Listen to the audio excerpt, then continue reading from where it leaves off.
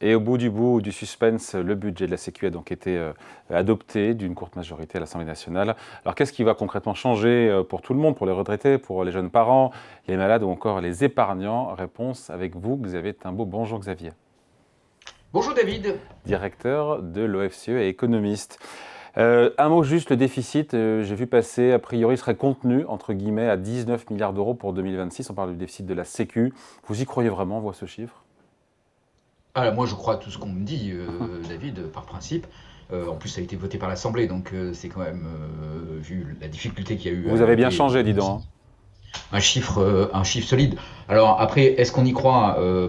Disons qu'il y a quand même deux éléments à avoir en tête dans le budget de la sécurité sociale. D'abord, il y a un engagement sur les dépenses et il y a un processus pour contrôler les dépenses effectives en cours d'année.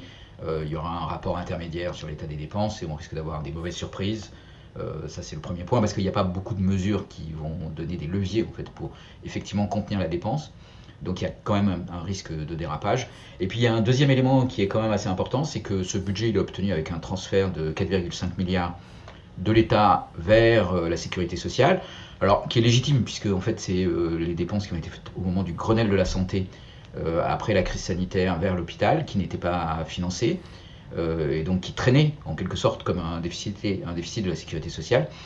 Mais le problème, c'est que ça suppose que le PLF, le projet de loi de finances, le budget de l'État, soit adopté, ce qui n'est pas encore fait, et qu'il soit adopté avec ce transfert, c'est-à-dire que s'il n'est pas adopté dans le transfert, il n'aura pas lieu. Il faudra Euh, rajouter 5 et, milliards sur le déficit de la Sécu, et, et mécaniquement. donc potentiellement, voilà, 4-5 milliards à rajouter Ouais. Xavier, éventuellement. qu'est-ce qu'on retient sinon? On retient de ce projet de financement de la sécurité sociale, on retient quoi? La suspension de la réforme des retraites, on retient, on va en parler de la hausse de la CSG, on verra sur quel patrimoine et quel placement, et l'augmentation du budget des hôpitaux. C'est ça? On retient ça ou je me trompe en disant ça? Alors, on retient globalement d'abord qu'il y a un budget qui a été voté. Et ça, c'était pas dans la poche. Et c'est quand même c'est presque un exploit. Avec un certain nombre de mesures au total. Enfin, il y a un certain nombre de concessions qui ont été faites, mais la somme, en tout cas telle qu'elle apparaît aujourd'hui de ces concessions, est pas considérable. Et donc, ça, c'est plutôt positif. Voilà. Alors, il y en a quelques-unes comme la réforme des retraites qui vont paraître abusives à certains, et sans doute à raison. Il y a des prélèvements en plus, mais ça a été aussi assez limité.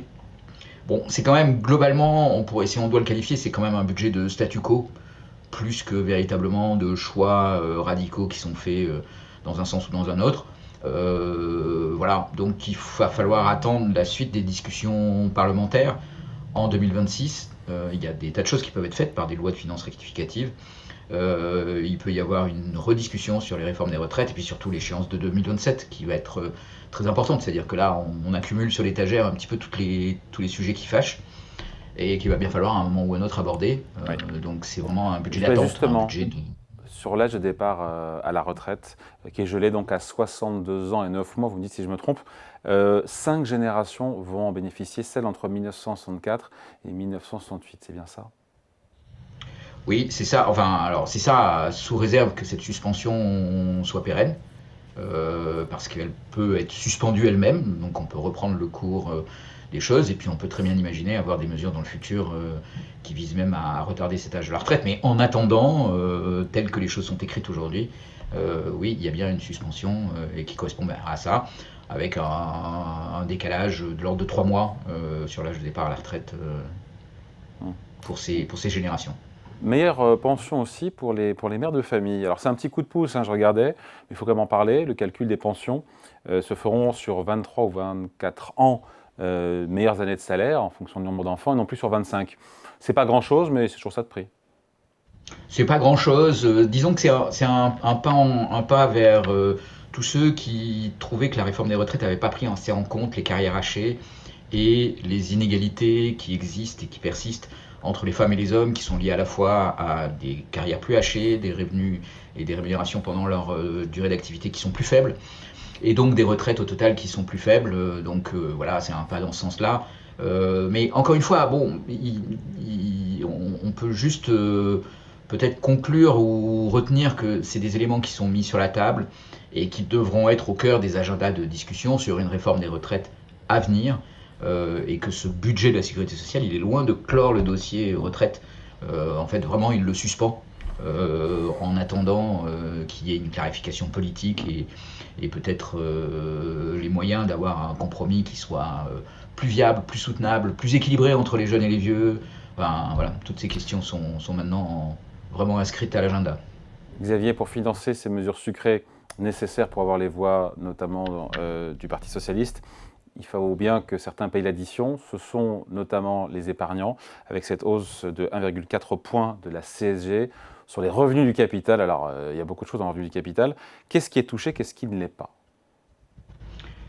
Alors, dans les revenus du capital, ce qui est touché, c'est tout ce qui est dans le champ de la CSG, donc c'est les loyers sur les appartements dont vous êtes propriétaire et que vous louez à quelqu'un. Ah, ils ne seront pas touchés. Ils ne seront pas touchés, les revenus fonciers, justement. Ils sont exemptés. Ah, alors excusez-moi, donc ils sont exemptés. Oh, bah alors, ça lui arrive. Les dividendes et les plus-values Oui. réalisées. Sur les comptes titres et PEA, en effet, ça pour le coup, ouais, ça c'est donc 1,4 points de plus. C'est pas rien parce que ça rapporte quand même un peu moins d'1,5 milliard. Même si c'est vrai qu'au départ, ça devait rapporter un peu moins de 3 milliards, donc la facture a été allégée de moitié. Donc ça, la facture a été allégée, ouais. donc c'est bon, ça fait partie du compromis. Le Parti socialiste voulait absolument des mesures de taxation du capital.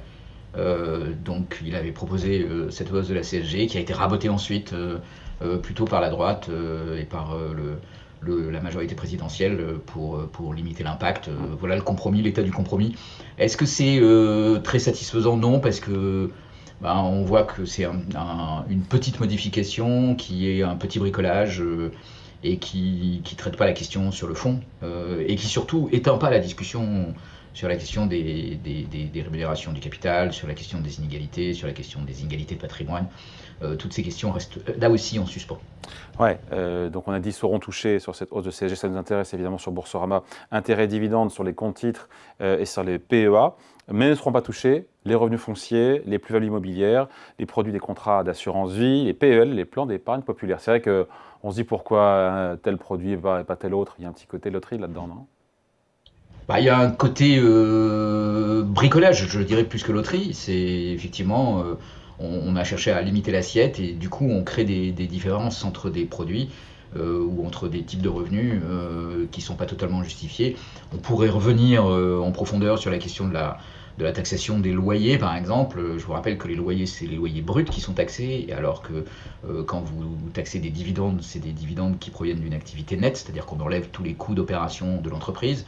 Bon, voilà, il y a aujourd'hui plein de bizarreries dans notre fiscalité du capital, et cette petite hausse de la CSG sur les revenus du capital, avec un champ spécifique, va pas aider à ramener les choses dans un dispositif logique et lisible. Dans ceux qui payent l'addition aussi, Xavier, il y a les baisses sur les allègements de charges, donc les entreprises sont mises à contribution.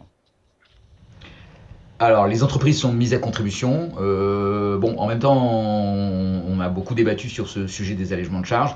C'est une politique massive qui coûte très cher en France, dont on discute beaucoup des effets. Et là aussi, une réflexion un peu de fond sur quel dispositif, quelle efficacité, comment articuler ça avec la réindustrialisation qu'on souhaite, comment inscrire ça dans le nouveau contexte des droits de douane. Tout ça sont des éléments qu'on aimerait avoir sur la table. En fait, là, on a là aussi un petit rabotage, un petit bricolage un peu technique, un peu technocratique sur le barème des allègements de charges qui conduit à les réduire un petit peu, mais bon, sans vraiment ni poser les questions, ni trouver les solutions. Qui d'autre paye l'addition, sinon en dehors des entreprises et des ménages qui ont de l'épargne? Qui paye pour il y a quand même un absent dans ce débat sur qui paye l'addition, qui est le déficit. Donc le déficit de la sécurité sociale reste élevé, va être élevé. Et donc en fait, qui va payer l'addition? C'est les futurs qui seront mis à contribution, les futurs contribuables, patients, récipiendaires de prestations. Potentiellement, tous seront là pour payer l'addition. C'est juste que c'est remis à plus tard. Et donc du coup, ça épargne plutôt la possibilité de taxer certains, et ça reporte cette taxation sur les futures générations, les futures générations au moins l'année prochaine, celle d'après, qui seront mis à contribution pour venir répondre à cette question du déficit de la sécurité sociale. Xavier, au final, peu d'économies. On a parlé beaucoup de taxation, mais il y a peu d'économies là-dedans. C'est-à-dire, je ne sais même pas où est-ce qu'elles sont, de vous à moi. Il y a très peu d'économies. Voilà, on sait depuis longtemps que la discussion sur le budget, c'est rarement le bon lieu pour engager des économies. C'est-à-dire que les économies doivent être associées à des réformes plus en profondeur. Il était par exemple question de mettre en place, donc ça c'est vraiment un instrument budgétaire, une franchise sur les consultations et sur les médicaments, qui n'a pas été finalement adopté dans le budget. Ça c'est un moyen de faire des économies en faisant payer un peu plus aux patients, mais on voit bien que si on veut contrôler les dépenses de santé en France, il faut agir plus en profondeur sur la prévention, sur la structuration de l'offre de soins, sur la façon dont sont pilotés et gérés les hôpitaux, les services d'urgence, dont sont mis à contribution les médecins généralistes, comment est géré le secteur 2. Donc il y a la question du contrôle du volume de prescription et pas simplement du prix des médicaments. Bon, il y a toutes ces questions qui doivent être à un moment ou à un autre abordées. Et ça, c'est un travail de fourmi, de précision, qui demande d'avoir des ministres de la Santé qui s'engagent dans des réformes en profondeur et pas juste des compromis arrachés dans une assemblée une nuit parce qu'il faut absolument voter un budget. Donc voilà, ce genre de façon de discuter n'est pas propice à faire des économies et à faire des économies soutenables dans la profondeur et dans la durée. En 30 secondes, Xavier, maintenant que le budget de la Sécu a été adopté, est-ce que c'est une victoire évidemment pour l'exécutif, mais ça ne signifie pas pour autant que le budget de l'État, lui, subira le même sort? Voilà, une bataille après l'autre, comme on dit. Une après l'autre, ça fonctionne aussi. Voilà, donc celle-là a été remportée. Est-ce que la suivante sera plus facile ou plus difficile? Elle sera plus facile parce qu'il y a la base d'un compromis qui a été jeté avec ce premier vote. Un peu plus difficile parce qu'il y a beaucoup de concessions qui ont été faites et peut-être qu'il y en a moins à faire dans le projet de loi de finances.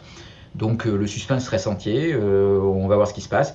Mais effectivement, sans l'adoption du PLF, du projet de loi de finances, donc le budget de l'État, cette adoption du projet de loi de finances de la sécurité sociale sera un petit peu décevante au bout du compte. Ce qui compte, c'est vraiment le paquet. Je ne vous ai pas entendu, sera un peu quoi? Décevante. Ah, décevante. Oui, enfin, le gouvernement nous prépare quand même à possiblement une loi spéciale si le budget n'est pas voté et une reprise des discussions sur le budget à partir du mois de janvier. C'est ce qu'a dit la porte-parole du gouvernement.